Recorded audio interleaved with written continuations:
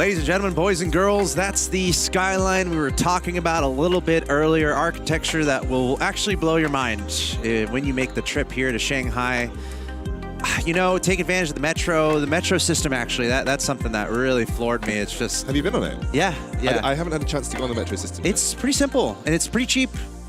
I took the metro from the airport to the hotel and it was like $5. I think, anything is more simple than the London Underground, so don't worry about it. I'm used to the metro here is super clean, obviously very efficient.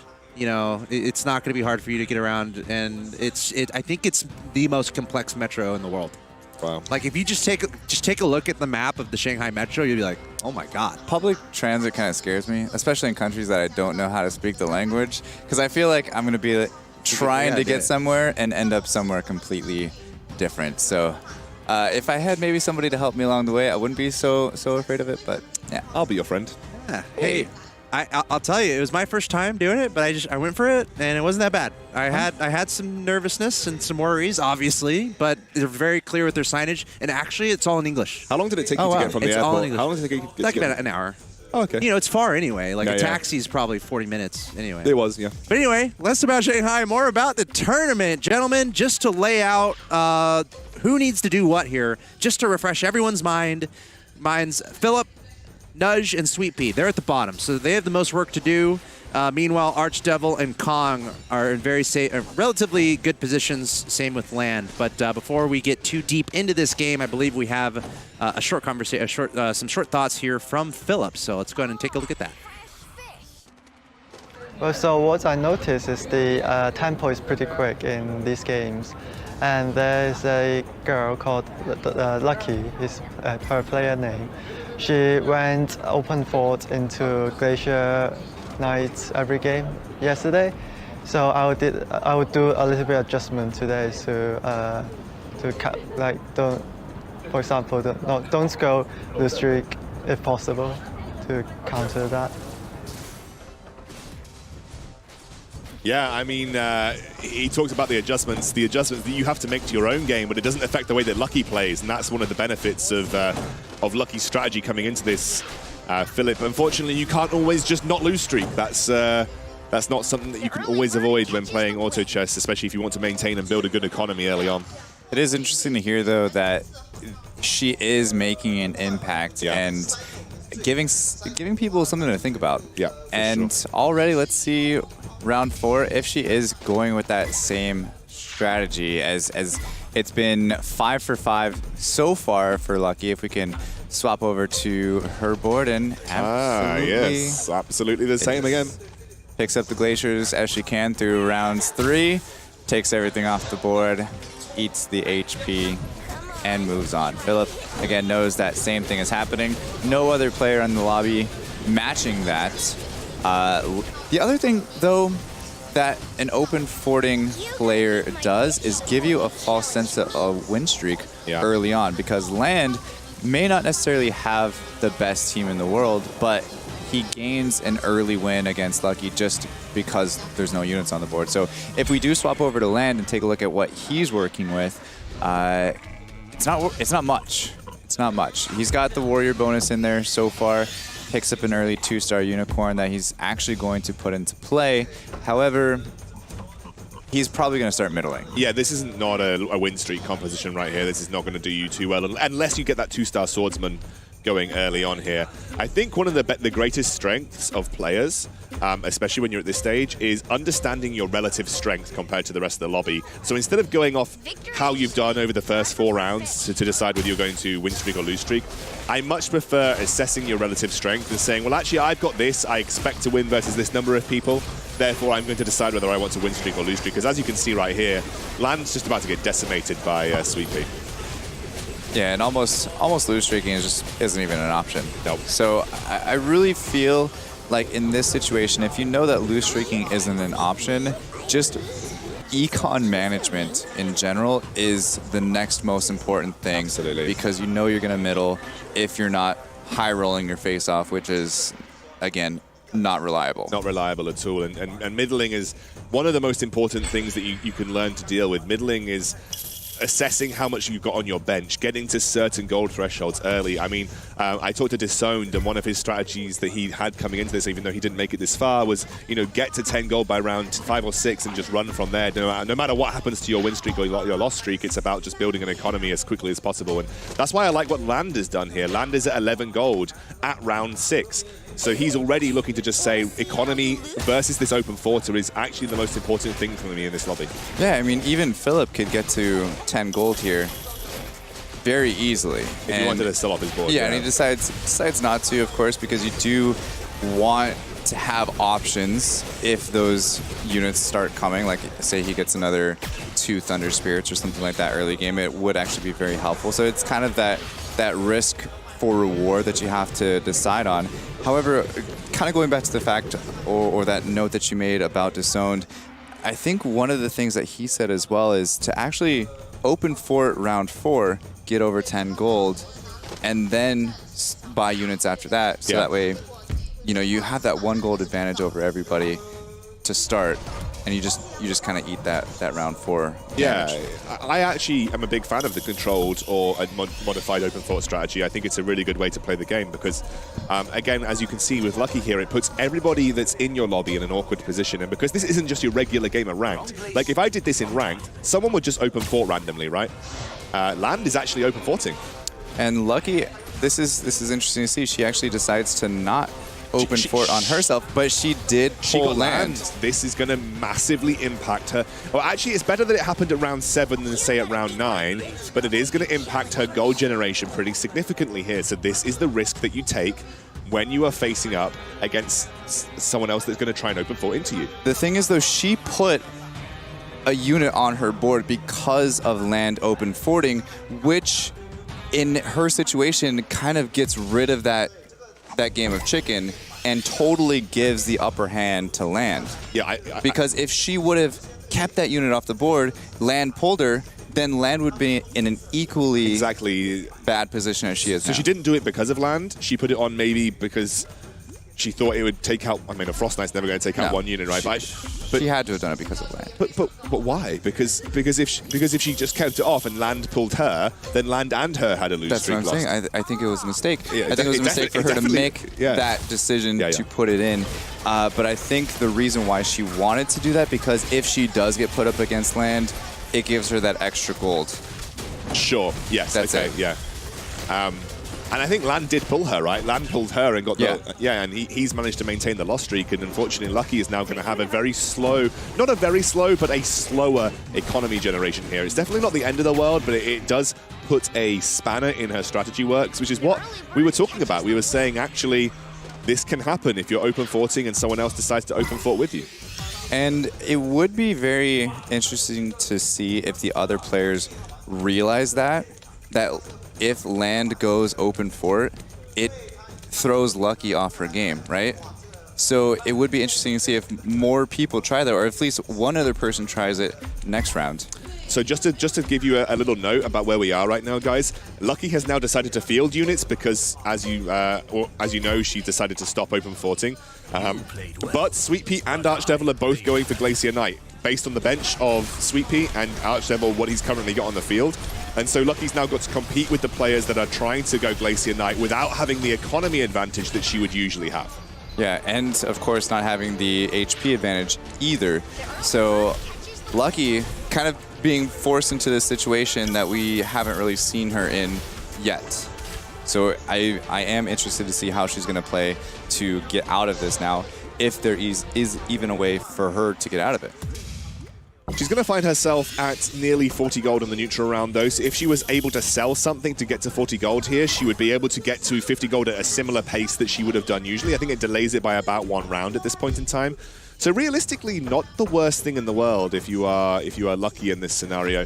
Nudge has gone back to the build that gave him success during the quarterfinals, or at least I think he's going towards Hunters, which is something that he had a lot of success with in the quarterfinals. And he's in a very strong spot for Hunters right now, I think, in this early mid-game. He's got a 2-star Skybreaker and a 2-star God of War, so I'm feeling pretty confident that Nudge is going to have a better game this time round. Yeah, and he definitely needs it, being at the lower end of the point values going into round 3 here, or game 3.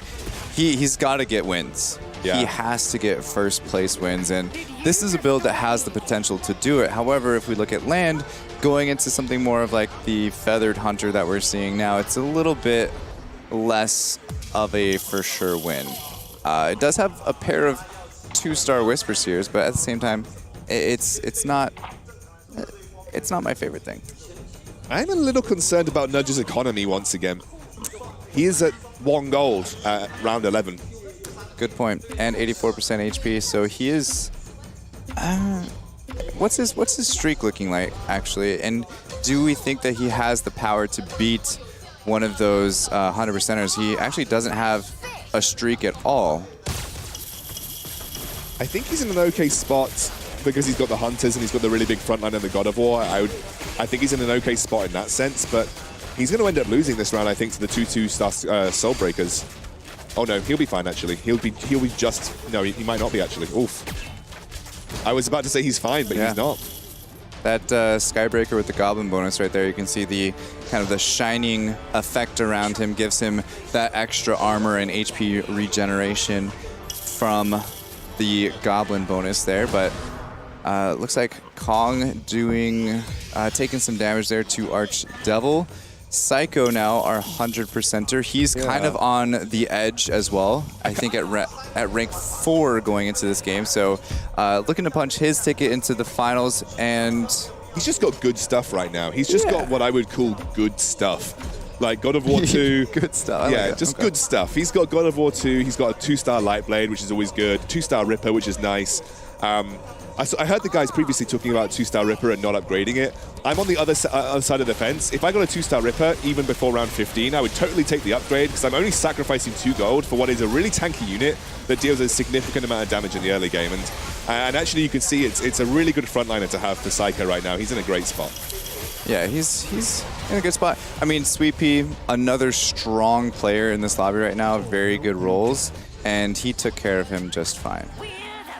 Lucky at 42% HP, having just hit that gold threshold. I'd be interested to see where she is with her Glacier Knight build this time round, because again, this has been a harder lobby for her to get to grips with, and she's got almost 2 stars in terms of the Lightblade and the Hell Knight, but it's still not a particularly strong position heading into round 13 here. Maybe looking to continue her second lose streak over to that neutral round. Yeah, she's managing it very well, to be completely honest with you. Land, the other player that basically played a game of chicken and won, and only has 12% HP more. Again, it is round 13, so going into probably the next creep round at round 15, she's gonna want to start winning. She's gonna want to end that lose streak once again and start going right back into it. She kind of just restarted her lose streak after that matchup against Land, where Land is still taking damage as well. 44% HP. He's got to start thinking about switching things around as well. Has Archdevil got 2 Dragon Knights on the field right now? Yeah, I did see that as well. Two Dragon Knights playing 4 Knights right now. I like it. I think he's not going to go... I don't know if he's going to go Glacier Knights here. I think he's going to go Dragon Knights. Dragon Knights Mages, maybe. That is not a build that we've actually seen in this entire I used to play that. yet. I used to play that when Winter Karok Terran came out. You had to get to level 9 to make it work properly, but it's a really strong build if you can make it work. Yeah, and he's rolling really well for it, to be completely honest. We do see him pick up a Flaming Wizard, which would be his 3rd mage going into it. So if he can pull this off, it would be nice to see something different working. Of course, he is getting the rolls to actually make it work. Going to end up losing to Nudge here, who, I tell you what, Nudge has stabilized really well. A little bit behind on economy, as we said previously, but he's got that Hunter build. He's looking towards, I guess, a 2-star Dwarf Sniper at some point. He's still the lowest gold total, and it's something that I will criticize Nudge for. He's not been particularly good at managing his economy in the early game. But he's in a stronger position than he was in the previous games. It looks to me like he's thinking about going Feathered Hunter. And he actually gave up economy that round because he was sitting on those Warpwood Sages and the Whisper Seer that I feel like probably would be better spent getting the economy bonus there. So could go back and forth, although he also might be thinking that if he does end up getting room to put the 2-star Warpwood Sage in there, it could kind of save his HP a little bit more, so that way he has more time to get into his build that he's looking for. But I don't know. I feel like he should have probably sold those a little bit sooner. Yeah, I'm interested. He's picked up the Pirate Captain, which would maybe lend itself to a more traditional Hunter build. I think I would prefer a traditional Hunter build, given that we already see a Feathered Hunter player coming out in the form of land. It means you're going to be harder to find the Druids. With a lot more economy as well. Yeah, with a lot more economy too. So I think I'm in your boat, where I'd probably look to sell off my... And it's probably why he hasn't combined the Warpwood Sages right now, because he could combine them if he wanted to. He has got 2 Druids on his bench. But I think he's probably thinking about a situation where he does not look to combine them and sells them off for economy, which at this stage, I probably would just do it. Yeah, I'm 100% with you here. I would sell the 2 Warpwood Sages. That gives you 6 gold. Also sell... Well, he actually just levels up. Puts it in. Victory is sweet. Goes to 300. Actually takes out the Dwarf Sniper to add in a Bunny Archer. And, I mean, it's going to make him strong right now. I don't even think it makes him that strong right now. I think he'll beat people. He's beating Philip, who's not exactly a high roller in this lobby, but I don't think it makes him particularly strong, if I'm honest with you. He's not even going to beat Philip, maybe. No. Oh. Yeah, so that's always one of those... Oh, he is. Wow, that was very clear. You see the sigh of relief on his face as well. I love these scans, yeah. Scoundrel debated, yep. That was really close, though. It was very close, yeah. I think it might even been from someone else's Shining Archer, I don't know. Yeah, that was definitely something that he absolutely needed there. He's on a +3 win streak, and if he would have gone down there, leveled up, also put the Warpwood Sage in, so there... The problem is he's competing with this. Yeah. Land has already got 6 feathered on the board. He's got a 3-star Warpwood Sage and everything. Yeah, it's gonna be rough. 6 feathered, 3-star Warpwood Sage, 3-star Whisper Seer. Obviously getting those the hard way, because again, oh no, he has the Razor Claw on the board as well. So yeah, it's gonna be rough for Nudge. Although land does have 42% HP. Looks like Archdevil did get his 2-star Dragonite, which round 17 is obviously super nice to have. Cool. Try to hit me. Actually, there's been an adjustment to the way that Lucky's had to play this game, and I'd be interested to go and have a look at her board, because she's rolled down much further and much earlier than we've ever seen her roll down before.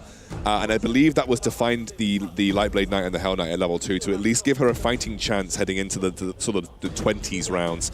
But I really want to see where she compared to our other Glacier Knight players. I believe our Glacier Knight players are Sweet Pea, who is at a similar spot to her, although his economy is much better. And obviously our other Knight player is going to be Archdevil, who's playing a more classic Dragon Knight build, but maybe actually transitioning out of the Knight part of that into a more Dragon Mage focused build. Yeah, so Lucky actually went up against Seiko last round and won, who's the #1 player in the lobby right now. Seiko went up against her and lost on his board. So it's got to make her feel a little bit more comfortable with her build, although going up against land with those extremely kind of overpowered feathered right now, right? They shine in this part of the game. Really good, yeah. It is rough for her to get that matchup. And at this point, 41 gold, she's got to level first so that way she can add in that Soul Reaper.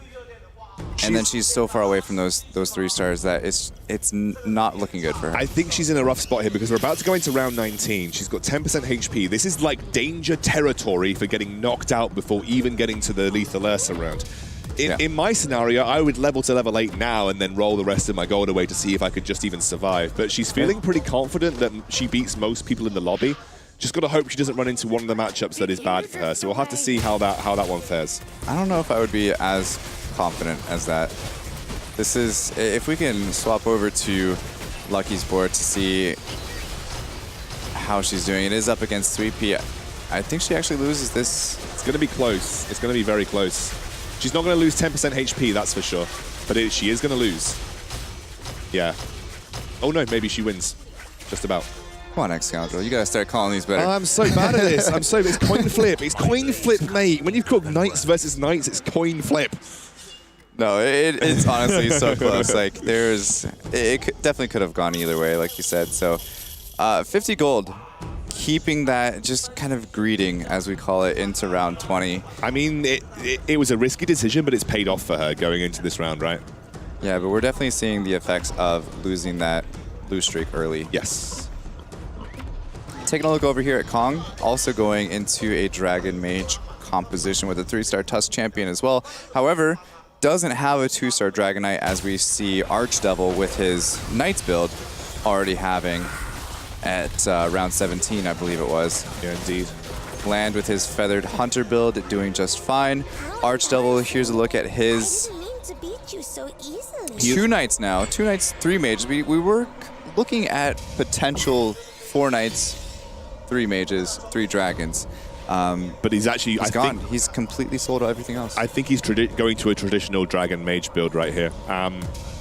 If I'm not mistaken, though, he did have 2-star Knights. He didn't. He only had a 2-star Hell Knight. He had a 1-star Argali Knight, as far as I'm aware. Okay, so he didn't lose any gold on that. No. All right, because I was going to say that's a hard switch if I've ever seen. 3-star Desperate Doctor for Sweet Pea right now. He's also very close to finding a 3-star Frost Knight. I'd say Sweet Pea's in a good spot for a Glacier Knight player.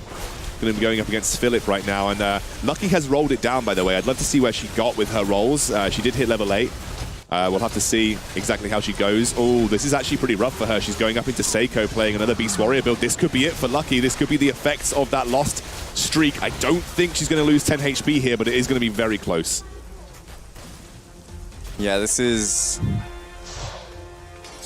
not a good spot for her to be in, obviously. Let's go ahead and kind of check out the rest of the board to see how everybody else is doing in comparison. But of course, probably swap back to her before the round is over, just because we know that she's not really that strong. No. She's not, unfortunately. She's not strong, but I think Seiko's doing what Beast Warrior does best, which is kind of taking hold from the early game and really strangle holding the game out. And when you're a Glacier Knight player, before you get your 3 stars, you are very susceptible to losing to a Beast Warrior build, especially one that's got a Wormy Boy with Magic Crystals. And now she's going up against Kong here, where he has got a 3-star Tusk champion as the frontliner. I do think that I mean, I'm not even going to call it. It's actually pretty close. Yeah, I want to see you call it, though. I think she's going to win. Yeah, okay, she won. Okay. I called it quite late, though. I mean, you can't really give me credit there. I called it quite late. Very nicely done. We're getting an applause from the audience as well, by the way, that you got it right. And she's, again, keeping those other 3-star potential units on the bench as well. We saw 2 Desperate Doctors sitting on Lucky's bench. We saw 2 Frost Knights sitting on Lucky's bench as well. That she's so far away from getting those to 3-star, but she's actually pretty decently close to getting a 3-star Hell Knight. So giving up on certain things and saying that, okay, I need to hit this 3-star Hell Knight first. I'm really interested how you feel about I've seen this kind of formation quite a lot. It's like a forward corner formation. Obviously it's worse versus Assassins, but we're not seeing any Assassins play. I'm assuming they do it because they like to keep their formation in as tight formation as possible without having to have their melee units spread out as much. Yeah, that was it Kong's positioning? I believe it was. Yeah, I'm actually seeing quite a bit of interesting positioning setups for mages. Like we said, with the Tortola Elder not being cornered. This is that forward corner position, as you call it. Yeah, there's no assassins. It might just be trying to put focus onto.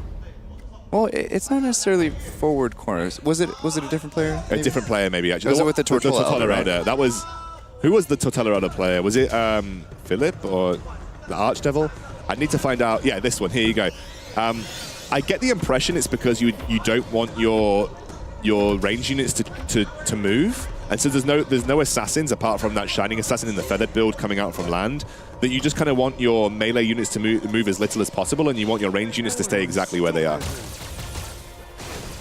Yeah, and in this situation, if you watch the Tortola Elder here, that is a great... I'm being sarcastic. That is obviously why you don't really want to have him moved up in the corner. Moved up in the corner. We do see Philip actually going out before Lucky. Lucky now dropping out at 6th, right behind Philip. However, getting at least one extra point. It is going to be rough for her to get back into it. Philip, I think at this point, is out, with I think, yeah. Several, 1 point going into round 4. Unfortunately, sees his journey coming to an end. He is going to have to play, obviously, the next round, of course, but now looking into the top 6 players, we still have Nudge. Needs to get a first place. He's also one of the ones that has to do well here. It's do or die at this point. I think his build's really not good for it. It's not going to get him there. Yeah, it's not going to get in there. He was thinking about going feathered, and both of us said we didn't like the feathered path because of the way that Land had kind of taken that over before he got there. He's now going to go for what we like to kind of affectionately call the #1 Asian server build, which is like a hunter build that utilizes Igersis and Warlock, but he needs the Venomancer in there as well. I just don't think he's got the units and the items to get him there. Yeah, it's definitely looking really rough for Nudge. And just to kind of give perspective on Lucky's position right now, we saw her just go out at rank 7. She is on the edge with Seiko. Yeah. And Seiko right now looking extremely strong. Yeah. And if he picks up a win here, he's gonna make that gap much bigger. I believe our players in good positions right now are Seiko, Archdevil, Kong, and Land. Yes. And I think that all of them are in. I think with Land's build right now, he's in a great spot to do well this game as well. So I think if we end up getting a top 4 of Seiko, Archdevil, Kong, and Land, which You think Feathered Hunter's doing good? I think he's just got a strong Feathered Hunter position right now, I think, for the mid-game. I think it's going to start to fall off because he hasn't got a 3-star taboo, but I think he's doing okay. I think it's going to start to fall off right around this time unless he starts picking up. He's gone to level 9 as well, by the way. Yeah. We'll see. We'll see how it plays out. I'm still a little on the fence. It might be enough to push him into top 4. I could definitely see that happening. Of course, with him up against Nudge, I would take that. He would last longer than Nudge. Sweet Pea, on the other hand, also rolled completely in. Very low HP at 27%. We see 3 players all tied for HP, basically at 28, 27, and 27. However, Sweet Pea actually, now that Lucky has gone out, has kind of thrown all those knights back into the pool. Yeah. He's got a 3-star Lightblade, 3-star Frost Knight, 3-star Desperate Doctor. I almost said Despacito again, but almost a 3-star Hell Knight. How far away is he from level 8? Because he has been at level 7 this entire game, and that means he's not got the Warlock bonus and he's not got the Agersis bonus. And I think that's actually a massive detriment to his 3-star Lightblade Knight. It is, but I could imagine that he's trying to roll for those final pieces that he's looking for. He's just 1 away from a desperate defector, sorry, and he's also 2 away from the Hell Knight. So it's kind of weighing out your odds.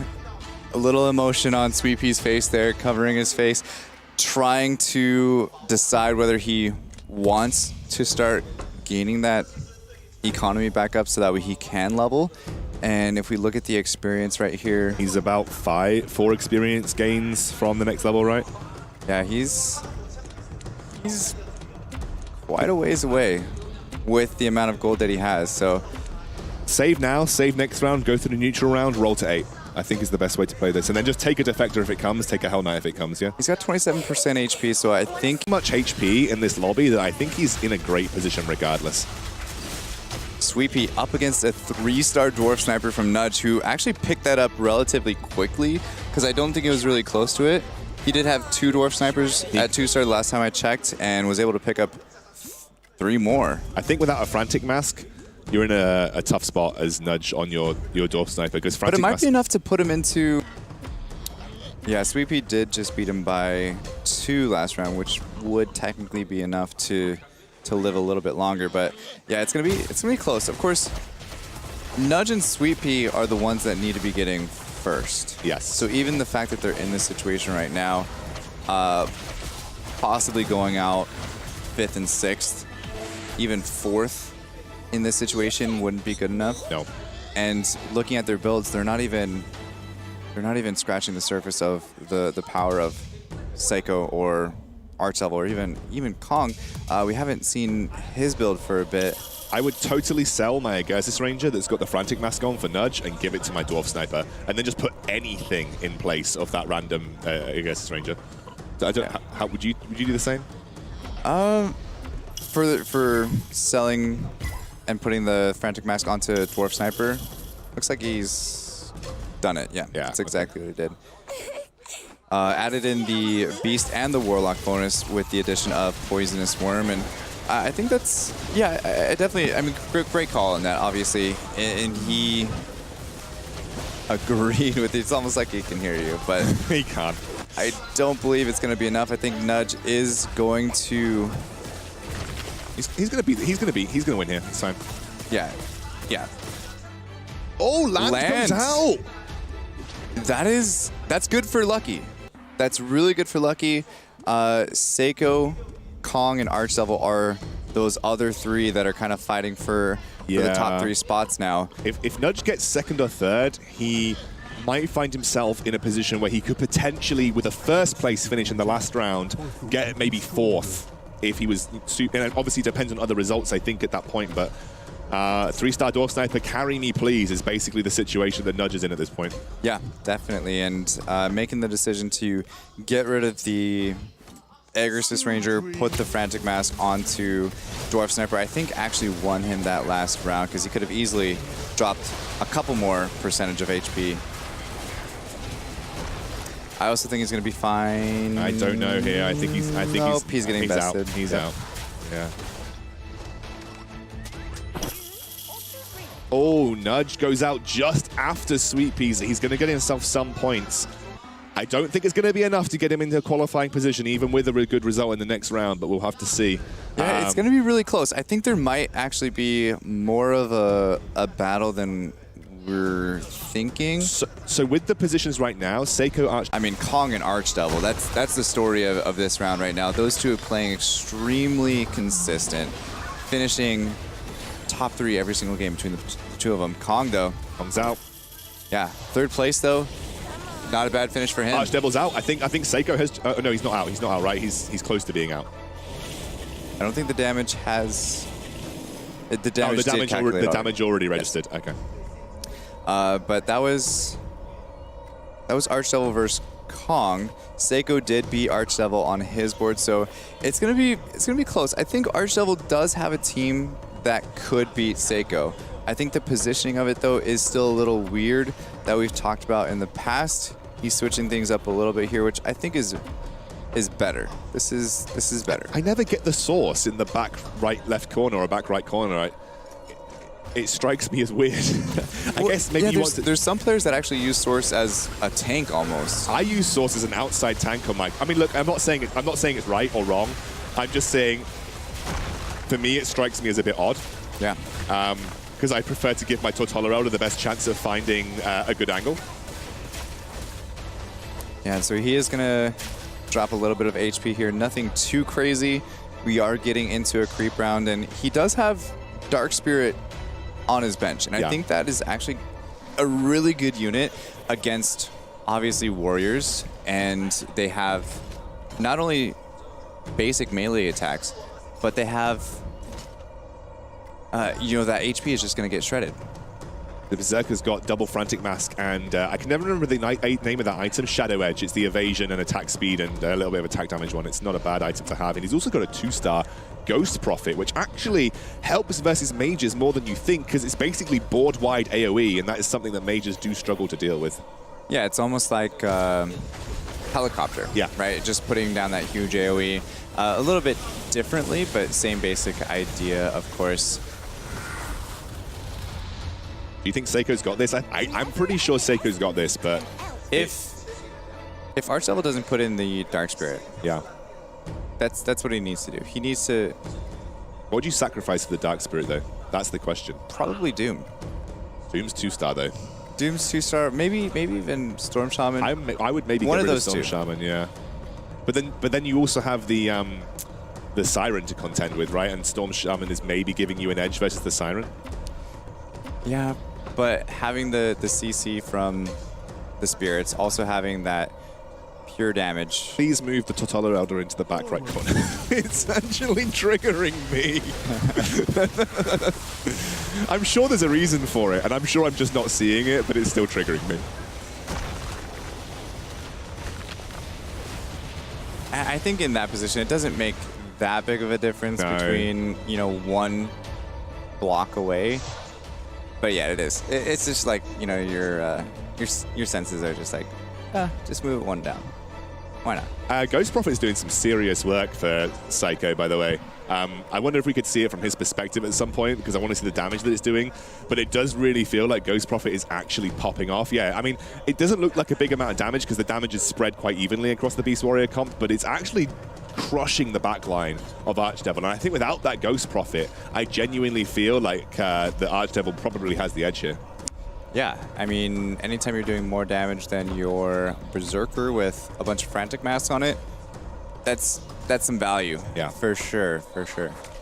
What I do like is he's splitting out all of the units that he cares about getting silenced. So on the one hand, it's Siren, on the other hand, it's Poisonous Worm and also the Ghost Prophet. He's splitting them out so not everybody gets caught up in that Storm Shaman ultimate. Yeah, looking at Archdevil's board here on the right-hand side. That Razor Claw lasting quite a long time. However, both players actually coming out on top here. Totola actually got a good ultimate off. Absolute lad. Mad lad. I still think Archdevil needs to put in that Dark Spirit. I feel like it would actually benefit him more. He does. Okay, he actually went up to 10. 10, yeah. That's fit good. it in. That's good. And I think it's going to make a huge difference. He does put 2 teleport daggers on it. I mean, it's going to get to the back line where depends which unit it starts the attacking, Poisonous right? Worm is. Yeah. And I think that's actually not going to be the worst thing. However, if Seiko recognizes that he has a very weak 1-star Dark Spirit, he can kind of exploit that. Dark Spirit gets frozen up here, so it's still going to be alive, but it has used that Dark Spirit ultimate, and it's actually worked out quite well. Archdevil's going to win again, I think. Yeah, Seiko actually taking some damage here, and like I said, We'll meet again. that Dark Spirit doing exactly what it needed to do. 2,000 damage, barely getting off the ultimate though, barely. My worry for Archdevil is, even with the 1-star Dark Spirit, things can go horrifically bad for Mage Comps versus the Glacier round. That's my only worry. He doesn't have a God of Thunder, so he's not going to one-shot Glacier creeps. And if that Dark Spirit decides to troll him and throw the ultimate on like a random side of the board that doesn't really encompass all of those Glacier units, I'm a little bit worried about round 40.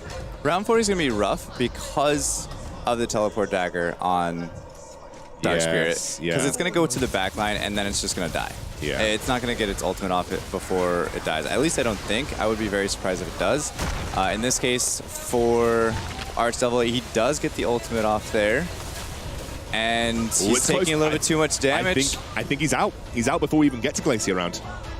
Yeah, that is definitely more than 6 damage. So Archdevil taking a second place, but a very, very strong game again from both Archdevil and Kong. Seiko solidifying himself in a huge first place win as well. This is so great for Seiko because I don't know if you know the story of how he got here, but he basically sacrificed some of his professional Hearthstone games essentially to even qualify for this event, and then there was a situation where he received a bit of backlash for it. He then skipped a game of qualification to play his Hearthstone Grandmaster game, so he didn't have that conflict, and then still qualified while getting 0 points in one of the games that he tried to play in the GLL qualifier. So he is now in a strong position to get to the finals, and how vindicating for him to get to the finals and potentially put himself in serious money contention. And he's like the self-described Padawan of Nudge. Yeah. You know, in an interview, we've heard that, yet he is succeeding quite well here. Sitting at 19 points, currently tied for second with Kong. And, you know, you talk about the European representation in this tournament, a little bit less than desired. Yeah, I mean, you know, only 2 out of the 4 actually advanced into the semifinals. I mean, it's same with both EU and NA, unfortunately for us. Right. We've got Chuck representing us, and I'm so glad that Chuck's made it. He's a personal friend of mine. And Shredded, so it's like... Shredded, yeah, he's like a Pakistan... dual citizenship. Yeah. I think he's chosen to be represented by the Pakistan flag. but yeah, he has also got that North American side of things as well. So I'm glad that those guys made it. But I'm talking about qualification spots specifically because Shredder was an invited player. In terms of qualified players coming through, Chuck is our qualified North American representative, and Psycho is now in a good spot to be our European qualified representative. I think Nudge is very unlikely to make it at this point. Yeah, you're right, but that's just that much more amazing for Psycho because I mean, just based on that alone, I don't know if he even expected himself to do this well, but he's doing great. Almost guaranteeing himself into the next round as we see the match results here, and of course the couple other players who are just on top of the world right now, Archdevil and Kong. Just spectacular play, the definition of consistency. Both of these players always in the top 3. How do you guys explain this? I mean, they're choosing specific builds based on what they're given and running with it. They're not just kind of playing one build. They're not. They're being creative and actually making things happen. So Archdevil and Kong definitely deserve to be where they're at right now. And as we can see here, Archdevil. These are the overall standings here through 3 out of 4. So we can see 3 players more or less separating themselves from the pack. Archdevil, Psycho, and Kong. Land is not too far away. Philip at the very bottom, and unfortunately for him, not many chances. So it's actually wide open right now. Mathematically, Archdevil's through 100%. Seiko, either one of Seiko or Kong are through 100%, but I think it's very likely that Seiko and Kong have basically solidified the top 3 spots alongside them. However, Nudge can still actually make it given certain results going his way. Lucky can still definitely make it with a 100% win. She basically guarantees that, I think, unless Land gets second, and then we're looking at or even third, and then we're looking at kind of like spicy stuff going on there. And Land is probably in the best spot here, but Nudge can actually make it if Land comes last, Lucky comes second to last basically, and then Nudge actually gets first place. I would say right now it's Land's spot to lose. Yeah. And he knows that there is a very real possibility that he might not move on. So he needs to be very smart in how he's kind of fitting his team around, possibly playing builds that specifically counter those players in the bottom half of the group as well. Yeah, and we were talking about that, specifically countering like Glacier Knights. I forgot who it was, but we had a player go Dragon Knight, right? And isn't that one of those little subtle things you can do to kind of mess with someone who's trying to accumulate a lot of knights? It was Archdevil. He actually went Knights, Dragons, and then transitioned into Dragon Mages. Really clever. It was very clever. I appreciated that. That was really cool to see. It was super cool because it gave him a really solid mid-game ground to move into a Dragon Mage build. Because you had a 2-star Dragon Knight with Dragon Knights being his platform, and then he was like, I don't want to go Dragon Knights. I'm going to just go into Dragon Mages, and set himself up really well. Yeah, it's just really cool to see that develop, especially as the series goes along. I mean, it's a best of 4. The finals tomorrow, best of 6. So these are the things you got to consider, and it's really cool to see the creative approaches that some of these players are taking that are quite effective. So really cool to see the consistency of Archdevil and Kong. Again, both players top 3 every game so far. 1 game to go here.